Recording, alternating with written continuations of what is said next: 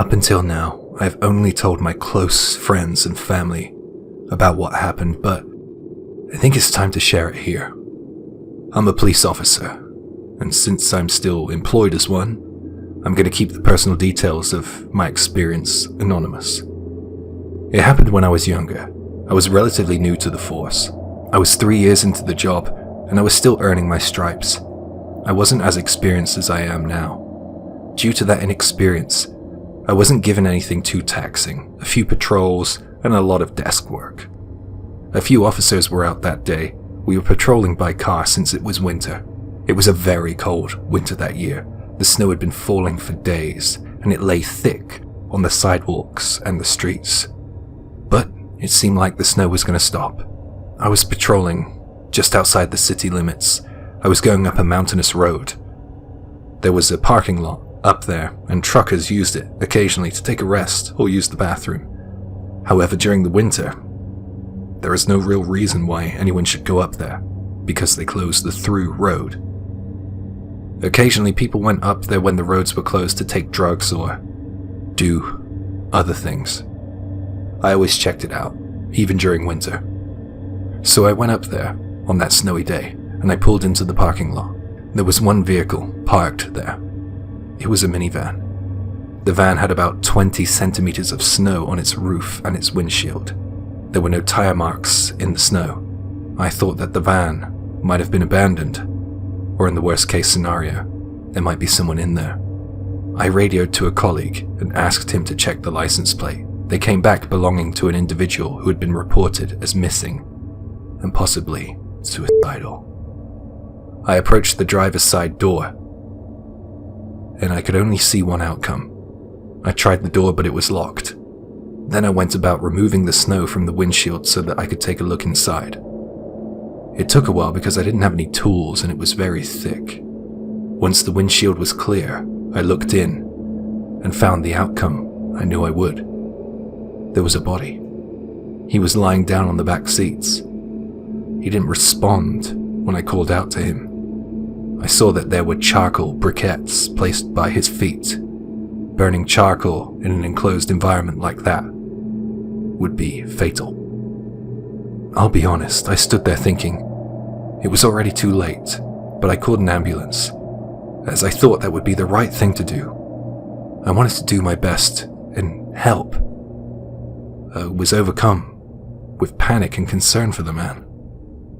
After a few moments, I heard the ambulance approaching down there in the town. I smashed the window. I needed access to the van because I could at least try to resuscitate the guy before the paramedics got there. I picked a window closer to him, one of the backseat windows. I reached through and I grabbed him by the leg and shook it. His leg felt cold, but the weather was cold too. My heart was still racing at this point. I shook his leg again, and to my amazement, he opened his eyes.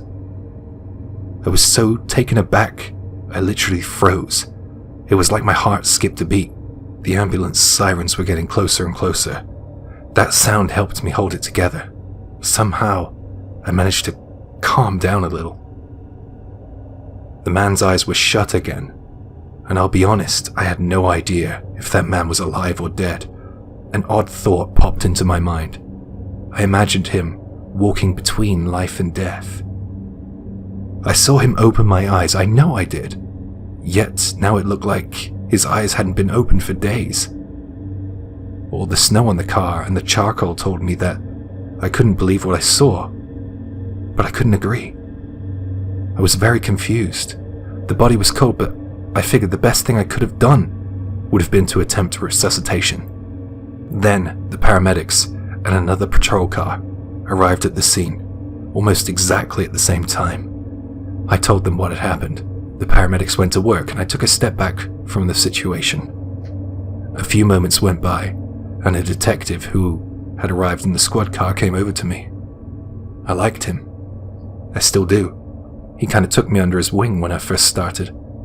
We chatted for a couple of moments, but then he asked me something very directly. Why did you attempt resuscitation? The body has rigor mortis. He's been dead for at least a day at the minimum. I gotta tell you, you can't do stuff like that. In order for detectives to clarify the cause of death, we need the body to remain in the state it was found in. Come on, you know this, right? I'm sorry, but you should have known that that guy had been dead for a while. What happened? I felt like my head was spinning. I couldn't tell him that I had just seen the guy's eyes open. I thought if I said that I would be laughed at. I thought I would have that over my head for the whole duration of my career. I could almost hear the constant jokes at my expense. I kept quiet about the dead man opening his eyes, but I know I saw it. I still see it every time I think of that day. I'll never forget that winter's day out in the snow. It still horrifies me. That memory has an amazing power to creep up on me when I'm at my most content.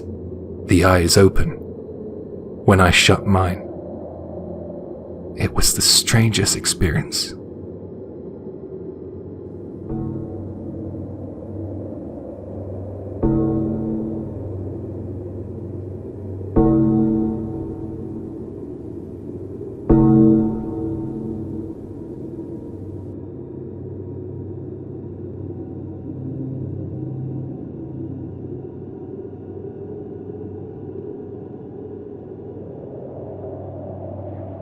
This is a very strange and mysterious experience that I still don't have an answer for. It all started one morning when I was on the way to college. I was in a bit of a daze waiting for the traffic light to change so that I could cross the road when suddenly a man appeared next to me and asked, "Are you my mom?" Well, at the time, I was a 20-year-old college student and I didn't have any children. The man looked to me as if he was in his early 30s. Clearly, I wasn't his mom. It didn't make sense. Naturally, I was pretty surprised by his question. With a little laugh, I replied, "I think you've got the wrong person." When he heard my answer, he kind of screwed his face up. It was as if he had been given some bad news, or he didn't believe what I had just said. His expression almost said, "Why are you lying?" I didn't like it. So the second the light turned green, I power walked away from him. Sorry if it's a little rude to say this, but I think he might have not been all there, you know. He could have been a few sandwiches short of a picnic. He was very skinny and wide-eyed. It looked as if he had been wearing the same shirt for days. It was only partially buttoned up. He had a rucksack over one shoulder, too. I'm pretty sure he wasn't homeless, though. Just a little odd. This was my first encounter with him, but I've seen him countless times over the years. He would wait for me every day by the traffic light. "Are you my mom?" He'd ask. "No, I'm not," I'd reply. That's all he ever said. It was creepy, but I didn't feel like I needed to get the police involved. But then he started showing up in other places. He used to come to campus just to look for me. One day, it all got a bit too much for me. I was really stressed out with my studies and so sick of this weird guy following me around and asking that dumb question, so I yelled at him. I think I said something along the lines of, "Don't come back again, you creep!" I guess said is putting it mildly. I think screamed might be more accurate. After that, I didn't see him again. A year later, I graduated and went back to living at my parents' house while I was looking for work. One night, I got a call from a friend who was still living near my college. She said that she saw my friend, and I knew she meant him. She said that even though a year had passed, he spoke to her and asked about me. "Where's my mom gone?" He asked. She said he scared her, so she ran away. When she told me that, I didn't pay much attention to it. I just thought, oh, I remember that guy. And not much more. I didn't live there anymore, so I didn't care that much. But when I found a wilted carnation flower on my doorstep that year's Mother's Day, I started to get scared again. I instantly thought, it's him. After speaking about it with my dad, I went to the police. It was getting to be a little too much for me. The police said that there's no specific crime against leaving a flower on a doorstep. Also, I couldn't prove that it was him that had done it, and I wouldn't be able to give the police his name. I knew nothing about the guy. I wasn't happy with the outcome, but I understood it. But I couldn't help but feel anxious after that for a while. Several months went by, and the nights drew in, and the air grew colder. One snowy winter's night, I was taking a walk. I was walking the sidewalks of my city with no real plan in place. It was cold, but very scenic. I trotted carefully as there was a lot of ice and snow on the streets. Then, something happened. Something that would change my life forever. I heard the screech of tires. I turned to see a car skidding and colliding with other parked vehicles. I saw a pileup unfold in front of my eyes. I saw the unavoidable. A car came skidding towards me, and it was too late for me to get out of its way. I awoke after an unknown period of time, and I found myself wedged underneath a fallen tree and close to a car on its side. I hurt everywhere, and I couldn't move a muscle. I was likely in shock, too. My back felt as if it were frozen to the floor. I just felt like a dead weight. Pain pulsed through my body to the rhythm of my heartbeat. I felt so hurt and so helpless. Then, the car next to me went up in flames. I struggled against the weight of the tree, but it was no good. I was too hurt and too weak. I felt that it was the end for me. It was a terrifying realization.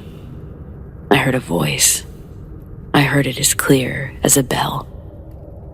Mom! Mom! The voice was calling. I heard that man's voice. Without a thought, I screamed back at him. Help me! I'm here! I'm here! He was covered in blood. It looked like he was involved in the same accident that I was. He heaved the falling tree off of my body and dragged me away from the flaming car. I watched as he dragged me through snow in amazement. I was wrestling internally with the rage of feelings and emotions. I was hurt, shocked, relieved, frightened, you name it. My injuries didn't look half as bad as his. I don't know how he was still moving. Maybe the adrenaline was keeping him going, or maybe it was his desire to rescue me. Who knows? Once we were a decent distance away from the wreckage, he looked at me, smiled, and then asked, Are you my mom? I felt an indescribable feeling in that moment. Words couldn't ever do it justice. Without thought, I heard myself respond, Yes. I nodded slightly, and then I burst into tears. I cried more than I've ever cried in my life.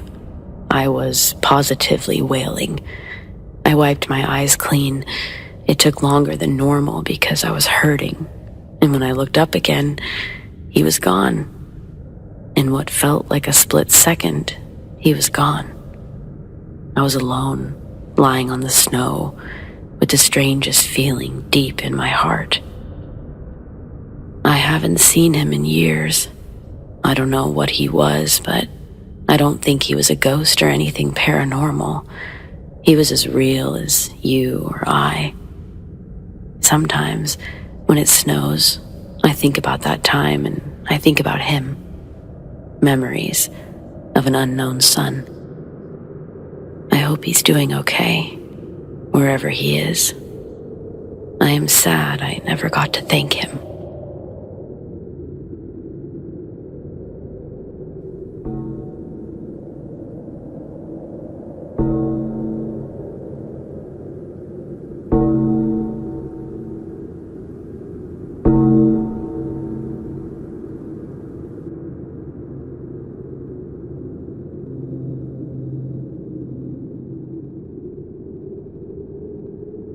This happened when I was really young, about 20 years ago. This experience is still talked about in my family, and it has its own name, the Snow Day Mystery. On the day in question, as evening approached, it began to snow. It didn't stop until it was late, and it was dark out. The news person told us that we could expect about 10 centimeters. Wow. That morning, there were 3 of us in the family at home. Me, my sister, and my grandma. My dad and grandfather came back from work at around 4 p.m. A little later, my mum came home. I think it could have been no later than about 6 p.m. She was out grocery shopping. When Mum came home, I remember that the snow wasn't that thick. I think it was only about a centimeter thick. The important thing to remember here is that there has been no one coming and going in or out of our family home. At around midnight, my grandma said before she went to bed, "I wonder how much has piled up." I was interested too. I walked over to the back door. It was in the kitchen. I opened it and I noticed something strange. "There are footprints in the snow," I said. I looked out there and there were footprints leading up to our kitchen door from the vacant lot behind our house. They looked as if they went on and on. I wanted to see where they came from, but it was too dark and I couldn't. One thing for certain was the fact that these footprints led right up to our back door. This sparked a reaction in the house. My grandparents went into full panic mode. They went into search mode. They looked everywhere around the house. They went to the garage, the garden. They even looked inside the house. I mean, I get it, the footprints stopped right in front of our door. There was cause for concern. There were no signs of a break-in, inside or outside of the house. The footprints just seemed to terminate at the back door, and thus the Snow Day Mystery was born.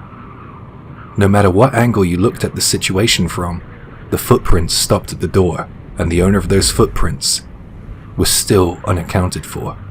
We could only assume that whoever walked up to our back door must have gotten in the house. However, since the kitchen door is so close to the living room, the room we were spending most of the morning and afternoon in, we surely would have noticed someone walking in. Also, there were no wet footprints in the house. On the other hand, the footprints stopped at the door. They didn't turn and go a different direction. They just stopped there as if someone had entered, or as if someone had stood there, watching. We should have seen more steps in the garden if someone walked up to the door and then walked away. We theorized that the owner of those footsteps must have walked up to the back door, realized that there were people in there, and then walked backwards in their own footprints away. But why would someone do that? The footprints were still there. What would have been the point? Just so we, on the off chance, would see some footprints in our garden? They were counting on us looking out there before the end of the night? Before the snow thawed? It just doesn't make sense. What was the purpose? Intimidation? You can tell I've thought about this a lot. The next morning, my mum got up early and went outside. She tried to follow the footprints. She got as far as the road, but then the footprints were lost under tire tracks. It seemed impossible to trace them. I spent many sleepless nights as a kid thinking about the possibility that they got inside, and they were able to get in and out whenever they wanted. I also tortured myself with the idea of killers and the paranormal. We still talk about it whenever snow crops up in conversation. As I've gotten older, I have subscribed to the opinion that it wasn't the paranormal. I believe that there was a very real person in our garden that night, and for whatever reason they didn't harm or bother us, but I think it was close. I wonder if the back door wasn't locked, what might have happened. It would have been my grandma and me and my sister against whatever was out there. I don't know if I like those odds. Whoever was out there knew how to sneak, and I think we got really lucky that day.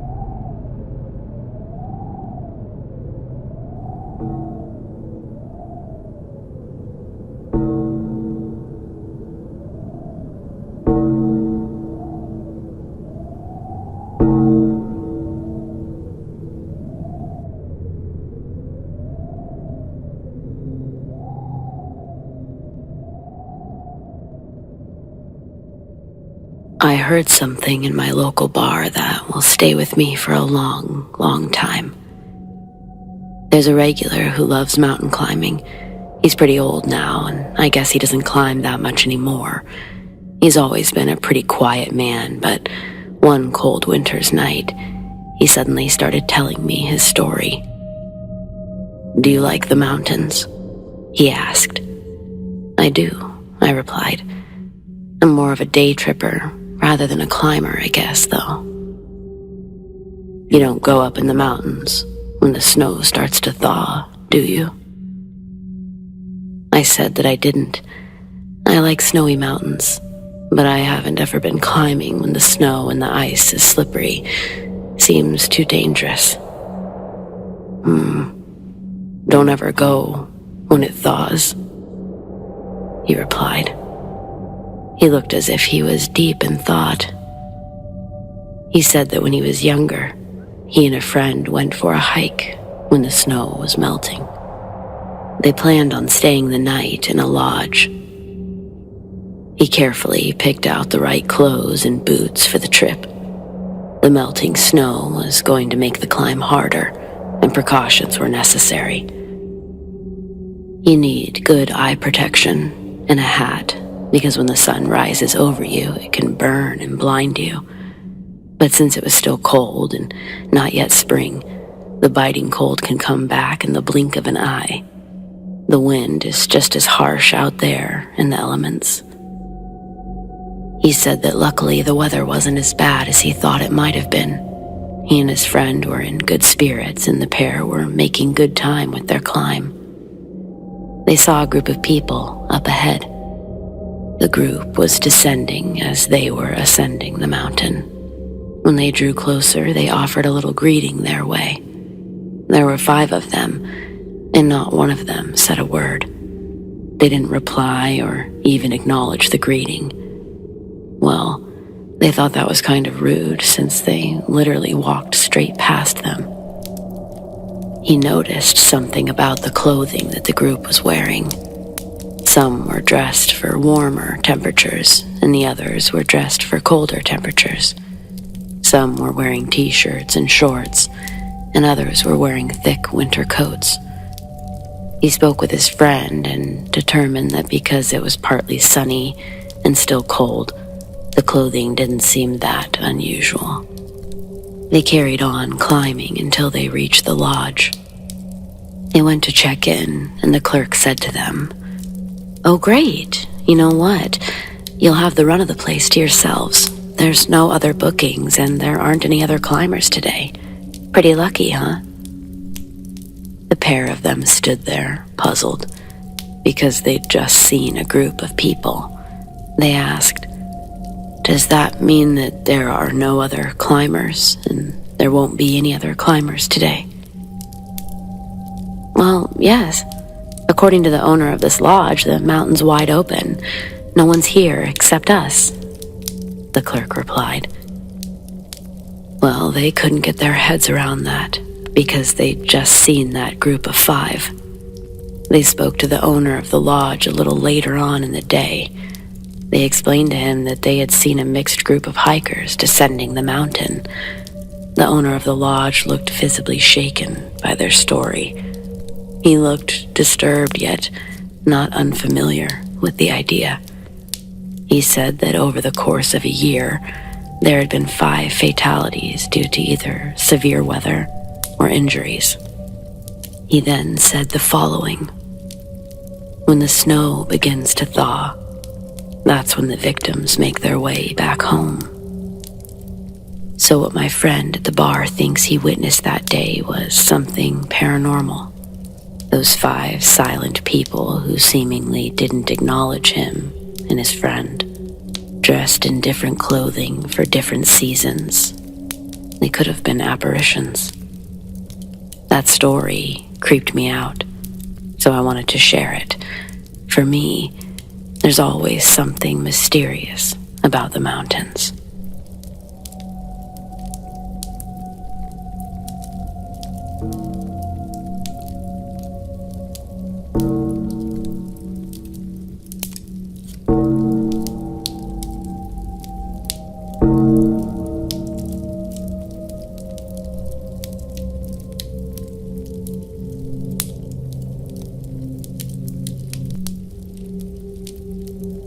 This happened when I was a university student, and to this day I bear the literal and mental scars of what took place on that winter night.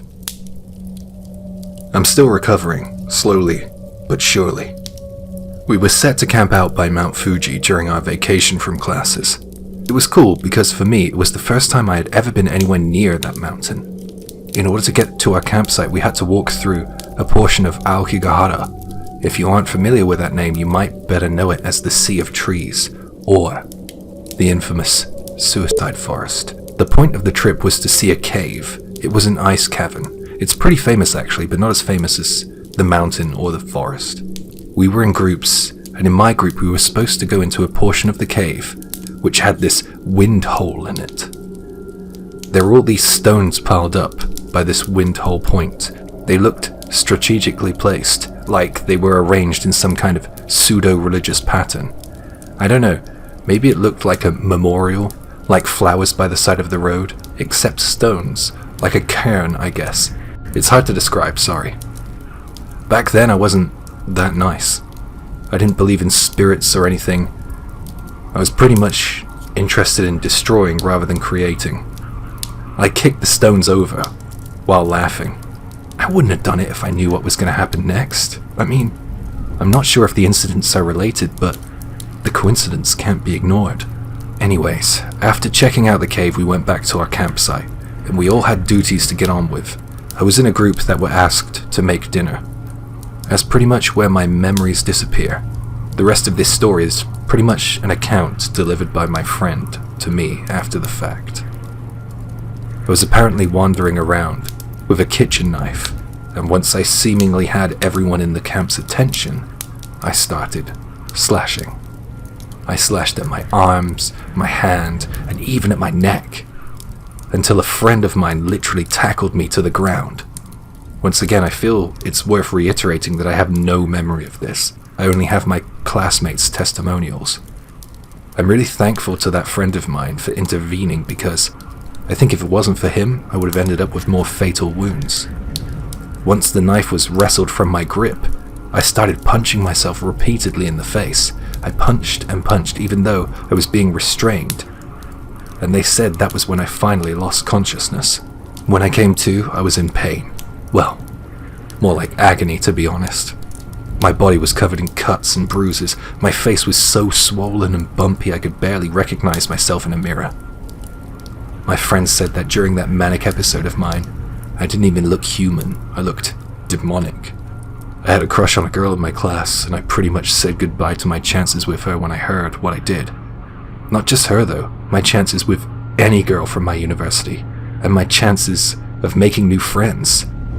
I was forever going to be known as the guy who went nuts on the camping trip. These days I have seizures on occasion. I still don't know what the hell happened there, but I think maybe I should go back there and put the rocks back the way I found them. But I don't remember what they looked like before. I don't know. It's probably just a coincidence. But that trip pretty much ruined my life. Hi guys, thanks so much for watching, and liking and commenting and subscribing. I just want to say a huge thank you to my guest, The Darkest Hour. If you haven't already checked out our channel, please do yourself a favor and go over and subscribe. Great channel. I'll see you soon. Are you my mom?